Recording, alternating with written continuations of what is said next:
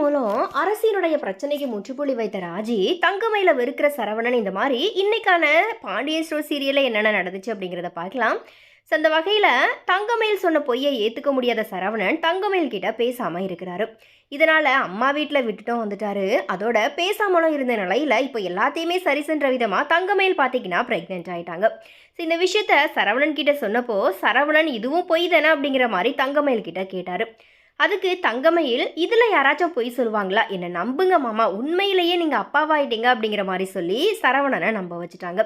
சரவணனுக்கும் சந்தோஷம் ஏற்பட்ட நிலையில் தங்கமயில் சொன்ன பொய்யை முழுமையாக அவரால் ஏற்றுக்கொள்ளவும் முடியலை. அதனால் தங்கமயில வெறுக்கிற அளவுக்கு சரவணன் ஒதுங்கி போய் தான் வராரு. இருந்தாலும் என்னோட குழந்தைக்கு ஒரு பொறுப்பான அப்பாவாக இருப்பேன், எப்போ என்ன செய்யணும் அப்படிங்கிற மாதிரி சொல்லு, அதை நான் செஞ்சுக்கிட்டே வரேன். ஒரு வேளை உன் மேலே கோபம் போகலாம் அல்லது போகாமலும் இருக்கலாம், ஆனால் என்னோட குழந்தை மேலே காட்டுற பாசம் உண்மையாக தான் இருக்கும் அப்படிங்கிற மாதிரி சொல்லிட்டாரு சரவணன். இதை கேட்டு தங்கமயில் அழுதுகிட்டே ஃபீல் பண்ண ஆரம்பிச்சிட்டாங்க. அதுக்கப்புறமா பாக்கியம் வீட்டுக்கு கிளம்புன நிலையில், நீ ப்ரெக்னெண்ட்டாக இருக்க, இதை வச்சு உன்னோட புருஷனை உன் கைக்குள்ள போட்டுக்கும், நீ என்ன சொன்னாலும் அவர் கேட்குற மாதிரி மாற்று அப்படிங்கிற மாதிரி தங்கமயிலோட மனசை குழப்பி விட்டுட்டு போயிடுறாங்க. அடுத்ததாக கதிர்கிட்ட ராஜி அரியர் கிளியர் பண்ண சொல்கிறாங்க. கதிருமே சரி அப்படிங்கிற மாதிரி சொன்ன நிலையில் அரசி பாஸ் பண்ணி அதிகமாக மார்க் எடுத்த விஷயத்தை கேட்டு சந்தோஷப்படுறாரு. இருந்தாலும் குமரவேலு நம்ம கண் முன்னாடியே எப்படி அரசிக்கிட்ட நடந்துக்கிட்டா, இதெல்லாம் பார்க்கும்போது ரொம்ப கஷ்டமாக இருக்குது அப்படிங்கிற மாதிரி ராஜிக்கிட்ட கதிர் ஃபீல் பண்ணி சொல்கிறாரு. உடனே ராஜியும் குமரவேலுவை சந்திச்சு, அரசியை நீ விரும்பிதானே கல்யாணம் பண்ண, அதுக்கப்புறமா ஏன் அரசி கஷ்டப்படும்படி நடந்துக்கிற, நீ அரசியை ஏதாச்சும் பண்ணுனா அது எனக்கும் ஆபத்தாக தான் முடியும், நீ அரசி மேலே கோவத்தை காட்டினா நான் எப்படி அங்கே சந்தோஷமாக வாழ முடியும், இந்த மாதிரி சென்டிமெண்ட்டாக பேசினாங்க.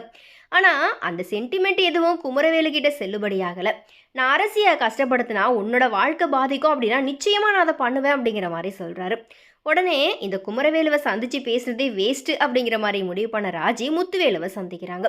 அப்போது அரசி சந்தோஷமாக இருந்தாதான் நான் வாக்கப்பட்டு போன இடத்துல சந்தோஷமாக இருக்க முடியும். நீங்கள் குமரவேலுக்கு சொல்லி புரிய வைங்க, உங்களுக்கு என்னதான் என் மேலே கோபம் இருந்தாலும் உங்கள் மனசுக்குள்ளே நான் சந்தோஷமாக இருக்கணும் அப்படிங்கிற ஆசை இருக்க தான் செய்யும். அதனால் அரசி கஷ்டப்படும்படியாக இனி எந்த ஒரு பிரச்சனையும் நடக்கக்கூடாது, இதுக்கு நீங்கள் தான் தீர்வு காணணும், குமரவேலுவை கண்டிச்சு வைங்க அப்படிங்கிற மாதிரி முத்துவேல் கிட்ட ராஜி சொல்கிறாங்க. இதை தொடர்ந்து முத்துவேலுமே யோசிச்சு பார்க்குறாரு. அதனால் இனி அரசிக்கு எந்த பிரச்சனையும் வராது, குமரவேலு தான் அரசிக்கிட்ட சிக்கி தவிக்க போகிறாரு அப்படிங்கிறது நல்லாவே தெரியுது. ஸோ எனவே இது குறித்து உங்களுடைய கருத்துக்களை மறக்காம கமெண்ட்ஸில் ஷேர் பண்ணுங்கள்.